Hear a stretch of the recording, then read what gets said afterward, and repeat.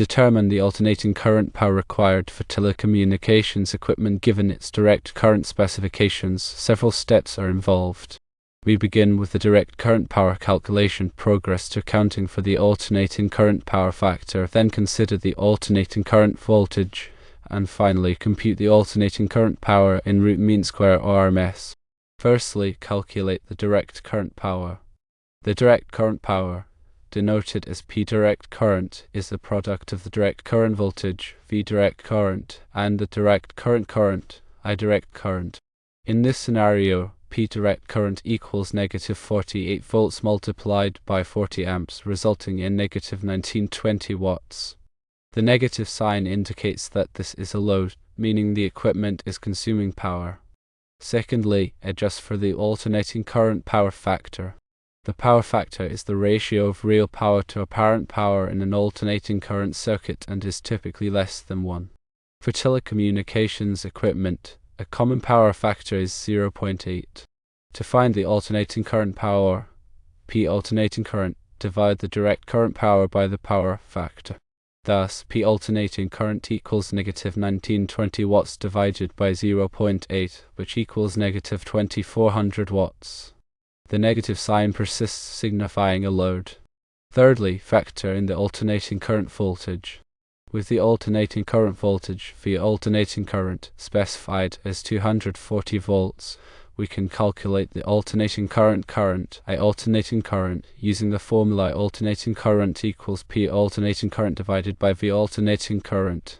In our case, I alternating current equals negative 2400 watts divided by 240 volts, resulting in negative 10 amps. Fourthly, determine the root mean square or RMS current. The root mean square current, IRMS, is calculated by multiplying the peak alternating current by 0.707, which is derived from 1 divided by the square root of 2, representing the relationship between peak and root mean square values for a sinusoidal waveform. Therefore, IRMS equals 0.707 multiplied by negative 10 amps, yielding approximately negative 7.7 amps. Fifthly, compute the alternating current power in root mean square. The alternating current power in root mean square, P alternating current root mean square, is the product of the alternating current voltage in the root mean square current. Hence, P alternating current root mean square equals 240 volts multiplied by negative 7.7 amps, which is approximately negative 1696.8 watts. The negative sign continues to indicate that the equipment is consuming power. In conclusion, the alternating current power needed to serve the telecommunications equipment with a direct current load of 40 amps at negative 48 volts direct current is approximately 1696.8 watts root mean square when connected to a 240 volts alternating current single-phase power source, assuming a power factor of 0.8. It is crucial to note the ongoing negative sign, which consistently signifies that the load is actively consuming power rather than supplying it. The direct current power is the product of voltage and current. In this case, negative 48 volts multiplied by 40 amps yields negative 1920 watts. This is the power the telecommunications equipment consumes from the direct current source. The power factor is a measure of how effectively electrical power is used. A power factor of 1 indicates perfect efficiency, while a lower power factor indicates that more apparent power is needed to deliver the same real power. Telecommunications equipment often has a power factor of around 0.8. Dividing the direct current power by the power factor gives us the apparent alternating current power.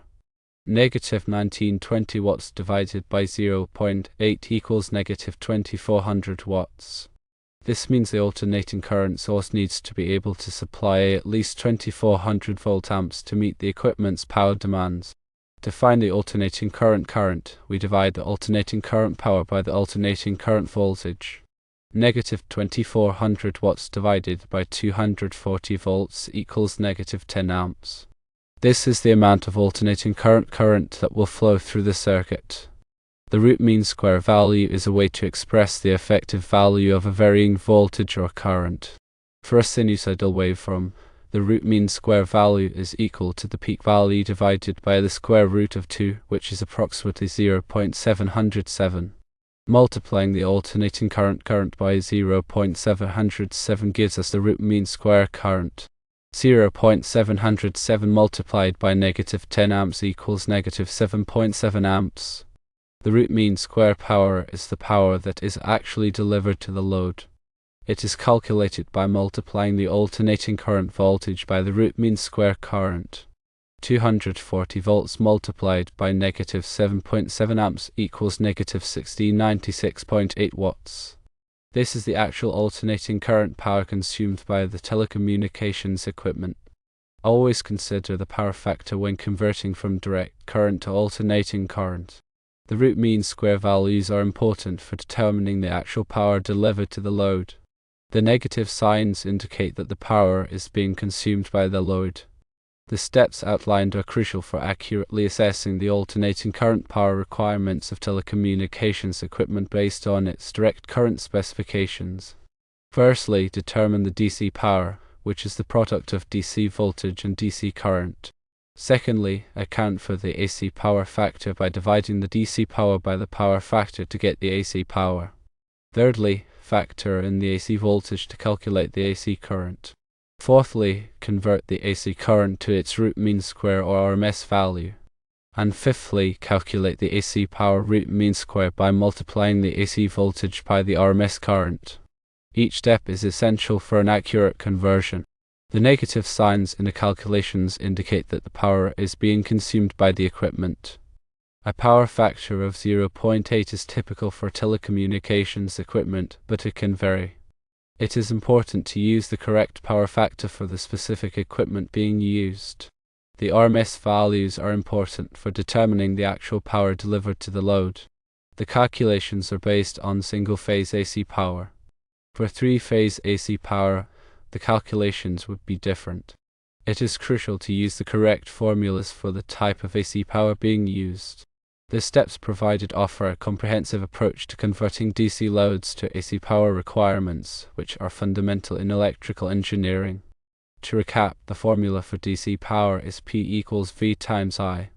The formula for AC power is P equals V times A times the power factor. The formula for RMS current is I RMS equals 0.707 times I, and the formula for AC power RMS is P equals V times I RMS. By carefully following these steps and using the appropriate formulas, one can accurately determine the AC power required to serve telecommunications equipment based on its DC load specifications.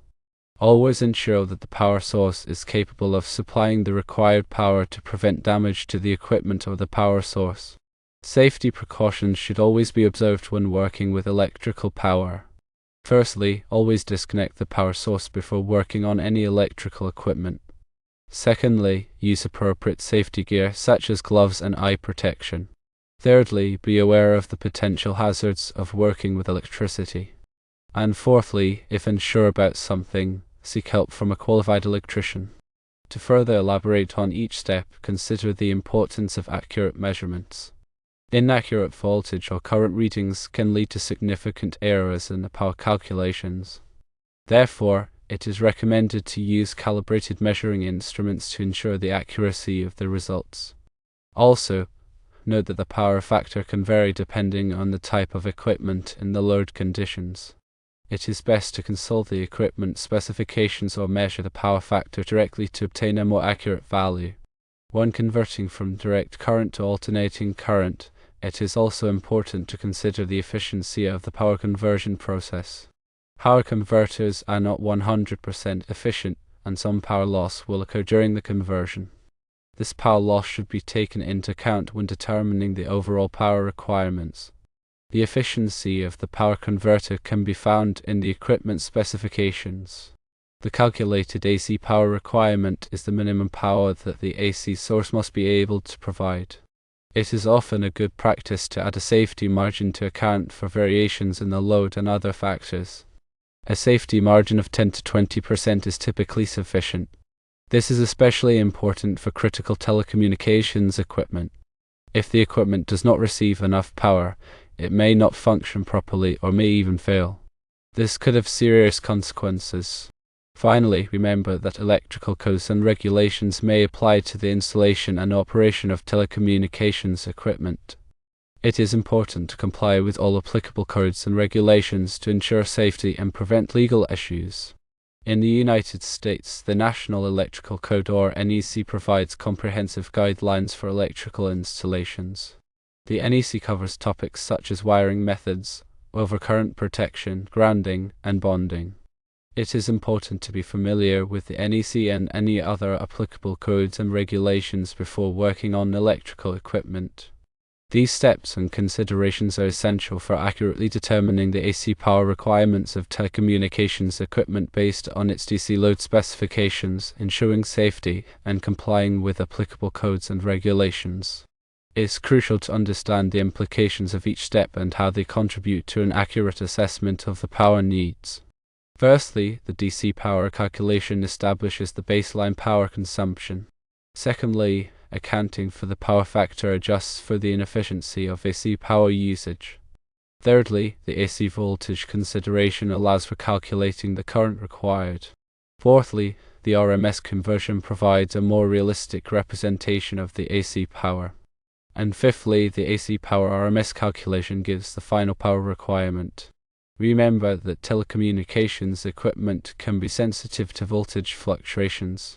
It is often a good idea to use a voltage regulator to ensure that the equipment receives a stable voltage. A voltage regulator can help to protect the equipment from damage and ensure that it functions properly.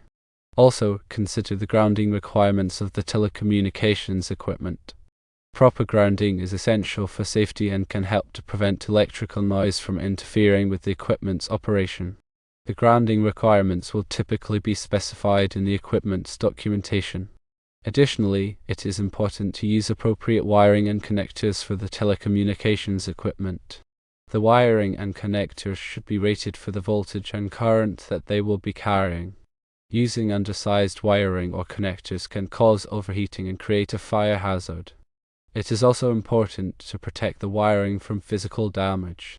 The wiring should be run in conduit or other protective covering to prevent it from being damaged by rodents, moisture, or other hazards. If the telecommunications equipment is located in a harsh environment such as a dusty or humid environment, it may be necessary to use special enclosures to protect the equipment from the elements. The enclosure should be rated for the environment in which they will be used. Furthermore, regular maintenance of the telecommunications equipment is essential for ensuring that it operates properly and safely. The maintenance should include checking the wiring, connectors, and other components for damage or wear. Any damaged or worn component should be replaced immediately. The maintenance schedule should be based on the manufacturer's recommendations. Finally, it is important to keep accurate records of all electrical work that is performed on the telecommunications equipment. The records should include the date of the work, the type of work performed, and the name of the person who performed the work. The records should be kept in a safe place and should be readily accessible. Firstly, consider the importance of proper ventilation. Telecommunications equipment can generate a lot of heat, and it is important to provide adequate ventilation to prevent the equipment from overheating. Overheating can damage the equipment and shorten its lifespan. The ventilation should be designed to remove heat from the equipment and to provide fresh air. Secondly, think about surge protection. Power surges can damage telecommunications equipment. It is important to use surge protection devices to protect the equipment from power surges. Surge protection devices can be installed at the main electrical panel or at the individual equipment. Thirdly, remember the importance of uninterruptible power supplies or UPS. Uninterruptible power supplies can provide backup power to telecommunications equipment in the event of a power outage. This can help to prevent data loss and downtime. Uninterruptible power supplies come in a variety of sizes and capacities. Fourthly, consider the importance of regular inspections. Regular inspections of the electrical system can help to identify potential problems before they become serious. The inspection should be performed by a qualified electrician. The inspection should include checking the wiring, connectors, grounding, and other components. And fifthly, document everything. Proper documentation of the electrical system is essential for troubleshooting and maintenance. The documentation should include wiring diagrams, equipment specifications, and maintenance records. The documentation should be kept in a safe place and should be readily accessible. These additional considerations can help to ensure that telecommunications equipment operates properly, safely, and reliably. Always prioritize safety when working with electrical power. Always consult with a qualified electrician if you have any questions or concerns. The NEC, specifically Article 725.1, covers remote control, signaling, and power-limited circuits. Consider NEC Article 725.1, which provides requirements for remote control, signaling, and power-limited circuits, including those used in telecommunications. These circuits have specific voltage and current limitations, and the wiring methods must comply with the NEC requirements. Power over Ethernet or PoE is also relevant where telecommunications equipment is powered over data cables. The NEC addresses PoE in Article 725.1, which includes requirements for cable types, power levels, and overcurrent protection. The goal is to ensure that PoE systems are installed safely and do not create fire hazards. For grounding and bonding, the NEC provides detailed requirements in Article 250.1. Proper grounding and bonding are essential for preventing electrical shock hazards and ensuring that equipment operates correctly. Telecommunications equipment must be properly grounded to the building's grounding system. Overcurrent protection is covered in NEC Article 240.1. Overcurrent protection devices, such as circuit breakers and fuses, are used to protect electrical circuits from overloads and short circuits. The overcurrent protection devices must be sized appropriately for the circuits they protect. Also consider wiring methods in NEC Article 300.1. The NEC specifies acceptable wiring methods for different applications. Telecommunications wiring must be installed in accordance with the NEC requirements, which may include using conduit, cable trays, or other approved methods. For surge protection, NEC Article 280.1 provides requirements for surge protective devices or SPD. SPD are used to protect electrical equipment from voltage surges caused by lightning or other events. Surge protection is particularly important for sensitive telecommunications equipment. The NEC also addresses the installation and wiring of communication systems in Chapter 8.1. This chapter includes requirements for telephone, data, and other communications systems. It covers topics such as cable installation, grounding, and separation from power conductors. The NEC is updated every 3 years, so it is important to use the latest version. The NEC is available from the National Fire Protection Association or NFPA. Complying with the NEC helps to ensure that telecommunications equipment is installed and operated safely and reliably. Firstly, understanding power quality is paramount for telecommunications equipment. Power quality refers to the stability and cleanliness of the electrical power supplied to the equipment. Poor power quality, such as voltage sags, surges, or harmonic distortion, can cause equipment malfunctions, data loss, and even premature failure. To address power quality issues, consider using power conditioners or uninterruptible power supplies that regulate voltage, filter noise, and provide backup power during outages. Secondly, energy efficiency is becoming increasingly important in telecommunications facilities. With the rising cost of electricity and the growing emphasis on sustainability, it is essential to optimize energy consumption. Energy-efficient telecommunications equipment, such as servers, routers, and switches, can significantly reduce power consumption. Also, consider using energy management systems that monitor and control power usage, identify areas for improvement, and automate energy-saving measures.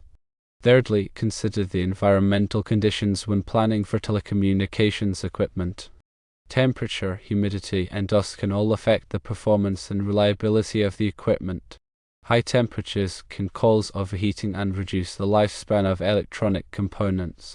High humidity can lead to corrosion and electrical shorts. Dust can clog ventilation systems and cause overheating. To protect the equipment, consider using environmental control systems that regulate temperature, humidity, and air filtration. Fourthly, plan for redundancy to ensure high availability. Redundancy involves duplicating critical components or systems so that if one component fails, another can take over seamlessly. In telecommunications, redundancy is essential for ensuring that services remain available even during equipment failures or power outages. Consider using redundant power supplies, network connections, and servers to minimize downtime. And fifthly, secure the equipment to prevent unauthorized access. Telecommunications equipment often contains sensitive data and is a critical part of the network infrastructure. It is important to protect the equipment from physical theft, tampering, and cyber attacks. Consider using physical security measures, such as locked cabinets and surveillance cameras, as well as cybersecurity measures such as firewalls, intrusion detection systems, and access controls. These considerations can help to ensure that telecommunications equipment operates reliably, efficiently, and securely. Power calculations and safety are always paramount when working with electrical systems. Also, always consult with qualified professionals and adhere to relevant codes and standards.